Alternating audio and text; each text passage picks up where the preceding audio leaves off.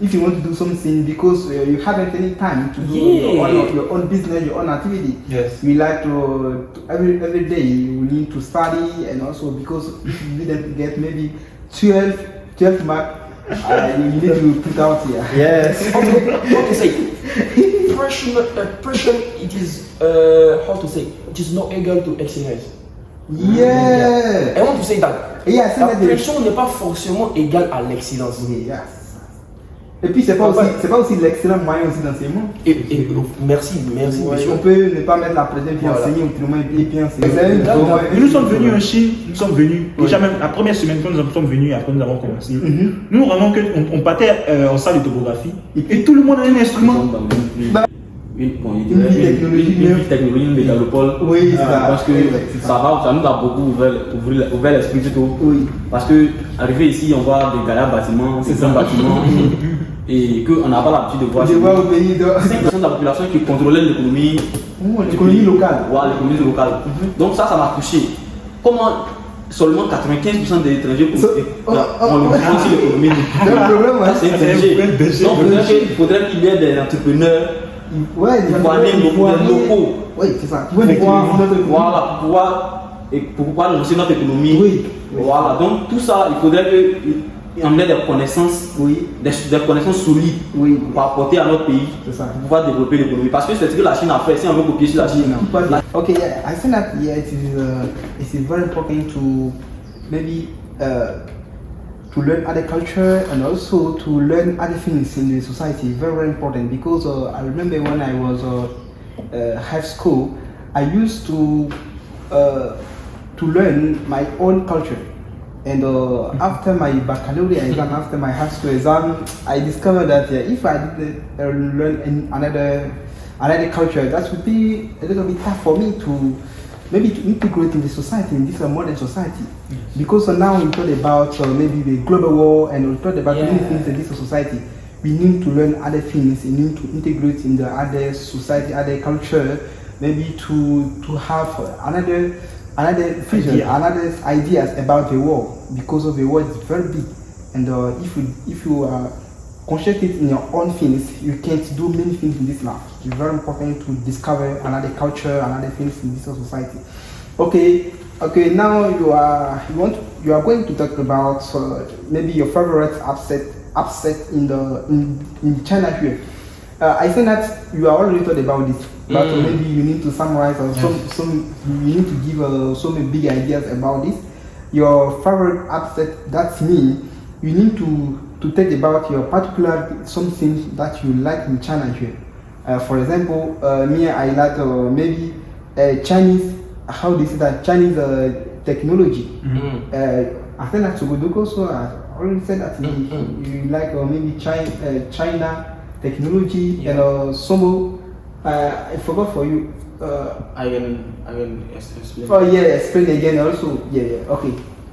About my positive aspect, I can say that firstly I like Chinese culture. Yeah, Chinese. Because we know that China has a long history. Yes. And China's architecture. Yes. And the Chinese language. Yes. I like Chinese language very much. Okay, I see now. 就是关于这个问题，就是我有特别的事情，我喜欢在中国。比如第一个是中国菜，我喜欢就是有那个炒饭，你知道？我也是的，你也是。是的，就是我最喜欢的中国菜，然后还有那个叫什么来着？环境就是环境在中国，对，环境吗 ？Yes，就是在中国这个环境非常非常美。Yes， 有很多的那个山，有很多山。山是mountains。对呀 ，mountain， 也有很多山，可以爬山，也可以爬山。所以到那个楼上，你看，就是环境非常非常美。非常美。然后有河。有河了吗？河，我知道 Yes。然后就是你知道我以前就是中国不是这么发展， the development is not so big. Yeah. Yes, before. 因为就是我们就在深圳。Yes. 就以前跟那老师已经说过，以前就是深圳在1995年，就是一个家乡，一个 village. The village, yeah, Yes. yeah. Shenzhen was a village. Yes. I said that of 40 years ago, right? Yeah. 像一个老家。 40 years In ago. 1999. Yeah, 40 years ago, Shenzhen was a village. Yes. And the development of Shenzhen It's so quick. fast. Yes, so fast. Yeah, so fast. Yeah. Yes, I see that. 就是 Okay. 就是我就是喜欢的，就是在中国的。中国人。然后还有踢足球。I just want. 对啊，就是有一个机会跟其他中国人，我的朋友跟中国人一起去外面，对啊，去踢足球。他们非常热情，然后踢完球，然后我们可以一起去那个菜、火锅，还有 something like that. Eat together. Eat together. Yeah. But you can explain what is 炒饭? Very nice. Yeah, maybe I want to put the picture of Chao Fan. Yeah, in the video. 然后你忘记了关于那个深圳的发奖，在福建一个最大。就是在这个城市，在深圳有一个最大在世界上一个 world referred. 平安 building, yeah. Friendly high 就是世界上 in the world. 第三个 Highest building. Yes. Third. referred. Highest building. Higher building. Higher building the wall. Yes. So yeah. This building 就是福建，在这个城市福建，像我们喝的地方的拉杜 yes， 就是发展就是有很多的大厦，对呀，就是那个 the building is in this city in no city is a district. Yeah. This district is so big. So the height of the building in this district is so big. Yeah, I see. So high building. Yeah, there are many high buildings in this city. Yeah, okay. Comme il a dit, hein, il a peu de temps parlé en chinois, il ne sait pas si les gars Ouais, on va sous-titrer. Il faut pas comprendre. Puisqu'il a parlé de la troisième plus grand bâtiment au monde qui se trouve à Shenzhen ici. Ouais, le district de Futian. Yes. Ouais, c'est un peu ça. Oui. Yeah, yes. Ok. Ok. Donc, je pense que on a déjà parcouru plusieurs distances, mais on va parler aussi des études en Chine, parce que parler de la Chine sans parler des études, je pense que c'est sans rien faire, parce que c'est ce qui nous envoie ici. Effectivement. Ok. Donc, la question que je voudrais vous poser, qu'est-ce que votre étude en Chine vous a particulièrement apporté? Donc, ce qui nous amène à parler de ce qu'on appelle l'apport additionnel. L'apport additionnel des études en Chine par rapport à notre vision, tout ça. Donc, qu'est-ce que les études en Chine vous a particulièrement apporté? Yes, maybe I want to ask you this question maybe in English. Okay, English. Okay, how has the study in China contribute maybe in your to your personally to your educational graph? Yeah. Concernant cette question, Yes. I think this question is very important. So you need to take care after you report in discussion. Comme le dit, il y a plusieurs aspects. Yes. Les études en Chine nous ont apporté beaucoup de choses. Yes.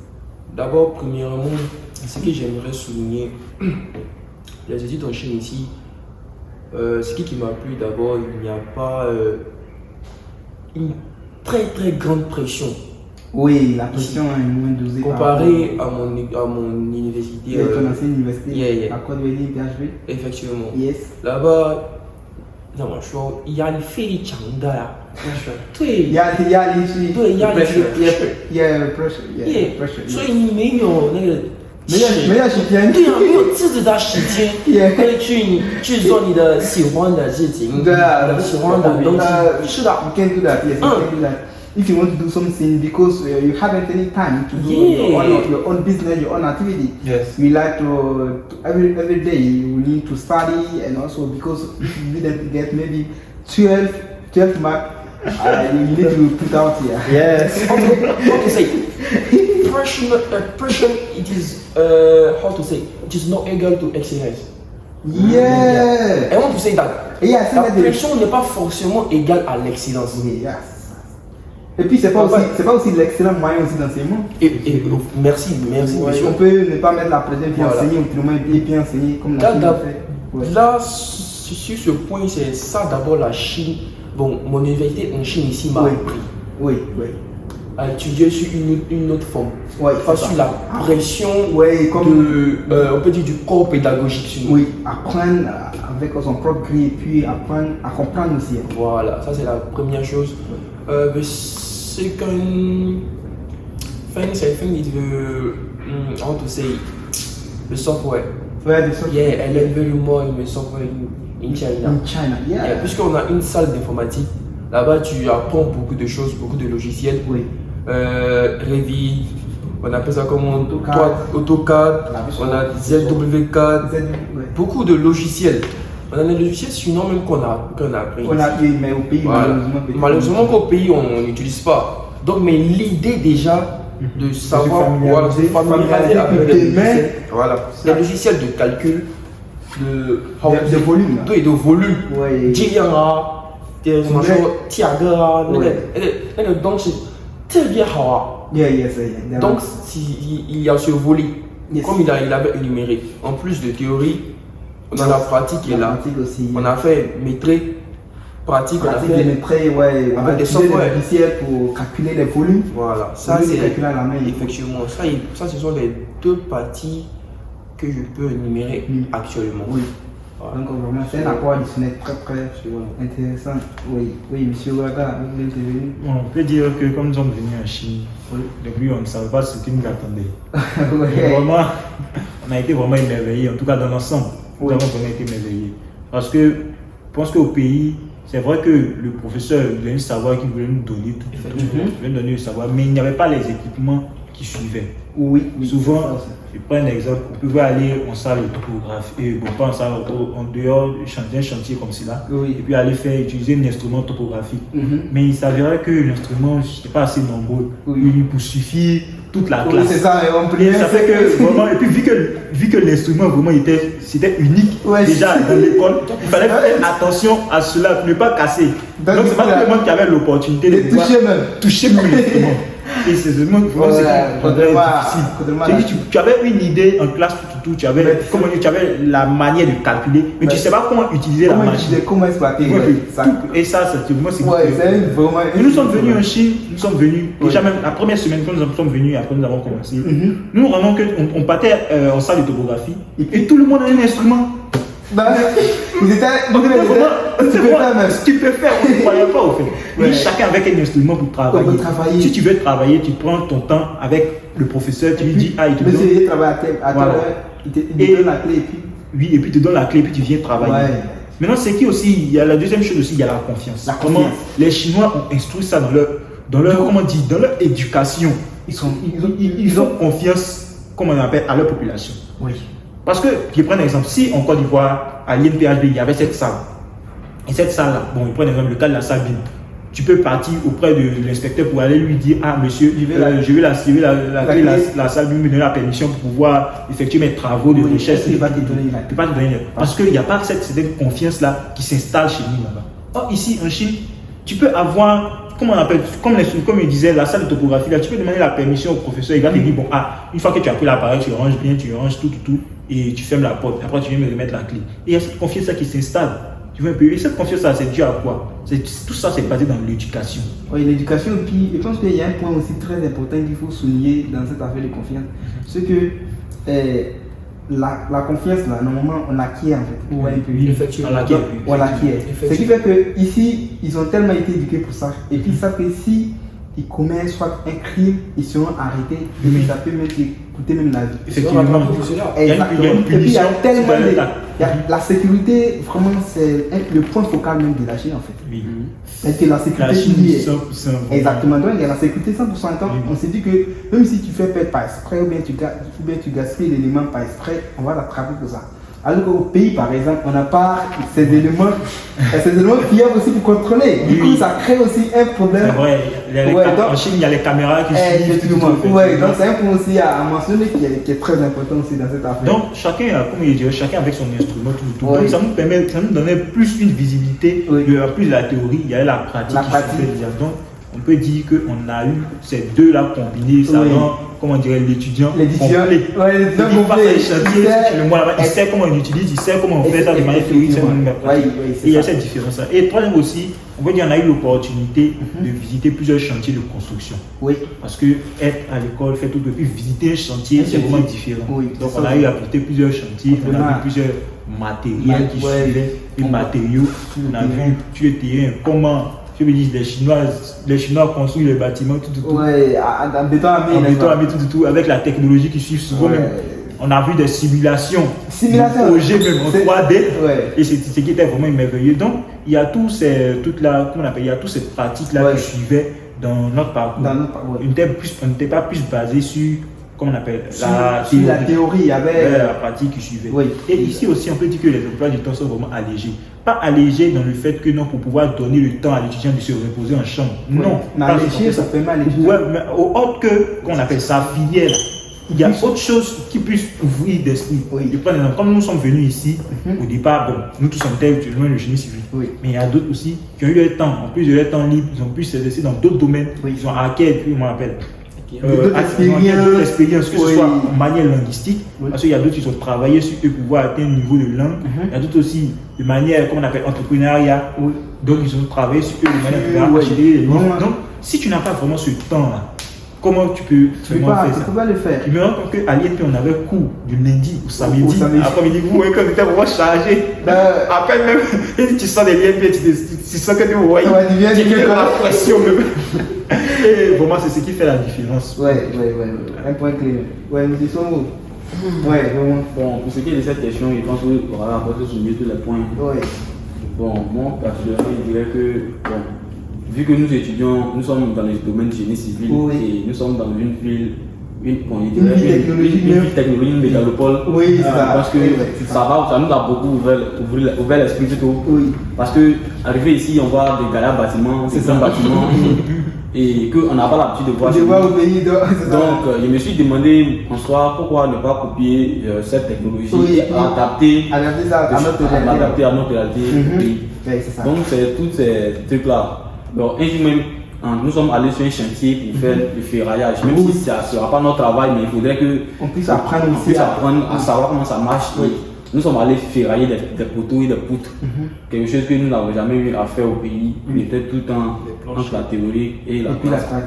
Je pense que ça, pour ajouter quelque chose à ce que M. Sobo vient de dire, la dernière fois, lorsqu'on a eu une rencontre avec le DG de l'INPHB, le DG de l'FTP de l'INPHB, M.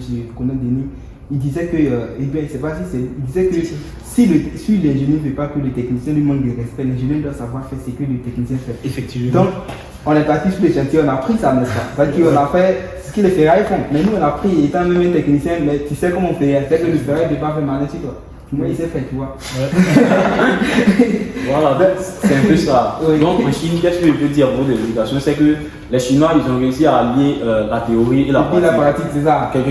C'est quelque chose qui nous manquait en Afrique. En Afrique, oui. Donc, on est beaucoup plus en théorie. En termes de théorie, mais la pratique, on a du mal à pratiquer. Donc, je pense qu'il faudrait qu'on équilibre. On puisse équilibrer aussi avec. Oui, c'est ça aussi. Ça, c'est un point vraiment très important. Aussi. En rebondissant sur ce que Obaga a dit, je pense que la Chine nous a montré quelque chose. C'est que nous devons apprendre, nous-mêmes nous apprendre à nous discipliner. Et à nous éduquer. C'est ça. Parce que tout part de là. Autodiscipline. Tu ne peux pas prendre la clé d'une salle qui contient des appareils topographiques qui coûtent énormément cher. Le problème nous dit que ces appareils coûtent cher. Il prend la clé, il ne dit pas A, il ne dit pas B. Tiens la clé, va faire ton exercice. Ça part de la quoi? De la confiance. Un degré de confiance. De la confiance qui émane de l'éducation que l'élève a reçue. L'étudiant aussi, c'est ça. Tu vois, c'est ça. S'il y a une bonne éducation, il va me permettre de prendre quelque chose, d'autrui et de me barrer. C'est ça. Ça découle de la sécurité. Donc, nous devons nous apprendre nous-mêmes nous éduquer nous-mêmes à la discipline, l'éducation et puis avoir un bon moral. Oui. Ça, je pense que c'est ce que la Chine m'a appris. Donc je pense que... Ça fait tout cela maintenant que si on travaille dur et on est obligé de travailler dur, et on travaillera dur Oui. pour développer l'Afrique.